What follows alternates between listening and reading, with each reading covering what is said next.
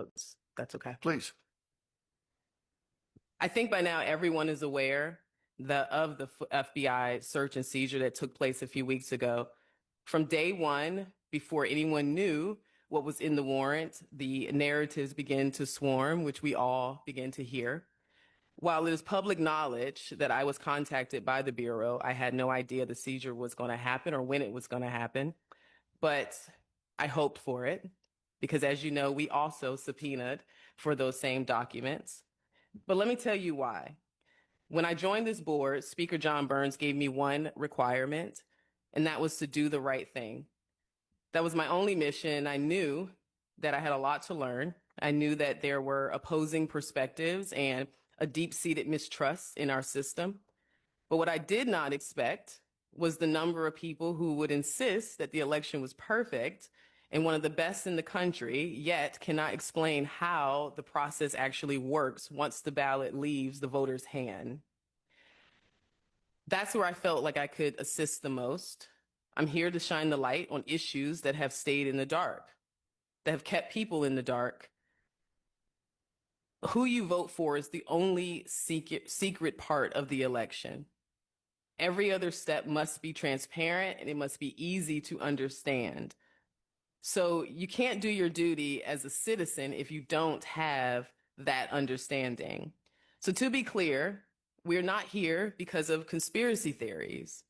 We're not here because of sore loser activists.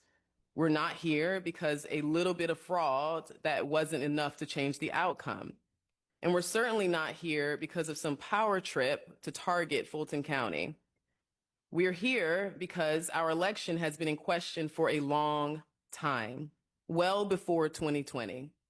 In 2018, Stacey Abrams distrusts the process, claiming of vote flipping, hacking vulnerabilities, and machine crashes. Many of the same people who are upset with her questioning today, many of the same people who were upset with us questioning the elections today supported her back then. We fast forward to 2020, and we all went to sleep with Trump in the lead. Our Secretary of State even confirmed in an interview on election night that Trump's lead was significant. We woke up and the lead was gone. That raised questions, and it should be rightful questions. It's after the first hand count, it was discovered that 4 counties forgot to upload 6,000 ballots, 1,300 of which were from Trump. Over the course of 3 audits, we got 3 different outcomes. Unfortunately, the machine audit said Biden won by 12,670 votes. The hand count showed a lead by 12,284 votes.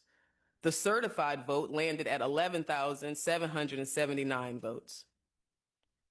Our job is to make sure your vote is not only cast without barriers, but that it counts.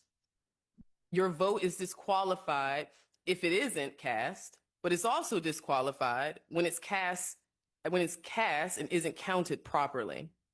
It's disqualified when a coding error causes you to vote for the wrong candidate.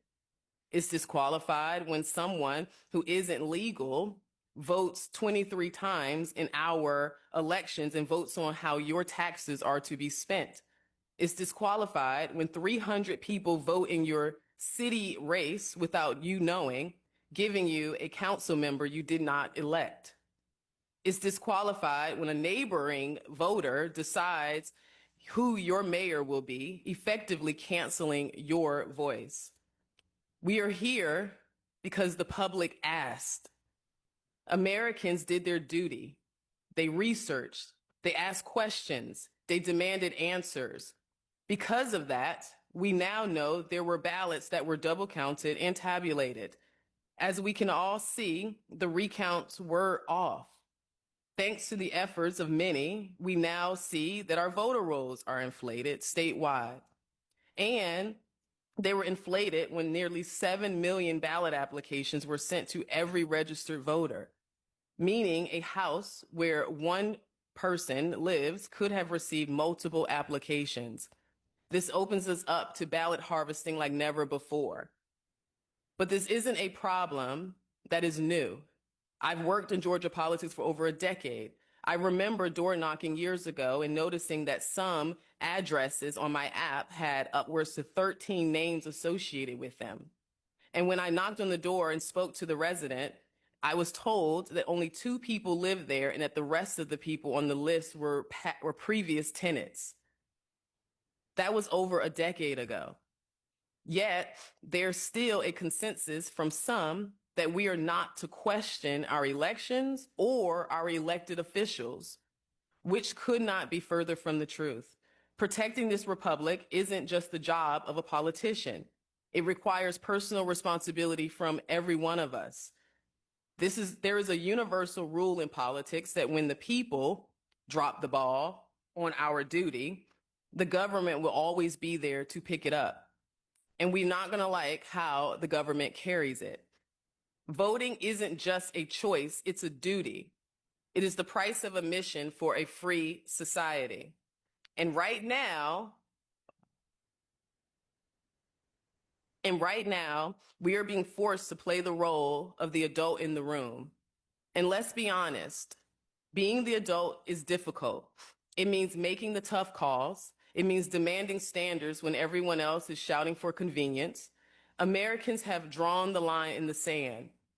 It is us saying that our sovereignty is not up for negotiation and our votes are not up for erasure.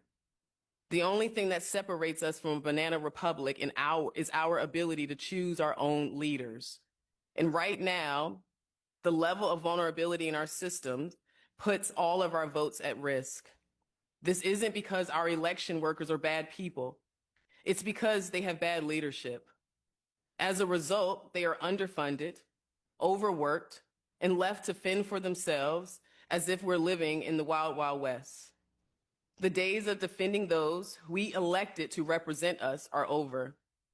We are not here to trust the words of politicians who seek their next office the moment they win the first one. We are here to hold them accountable to the job that we hired them to do. We are not the bad guys. Those who break their oaths are. The moment we start listening to weak narratives and parroting misleading talking points is the day we hand over our power and lose this country. It's time to stop making excuses for a broken system and start verifying the one thing that keeps us all free, and that's the American vote. And if you don't guard it, if we don't guard the gate, nobody will. That's my thoughts.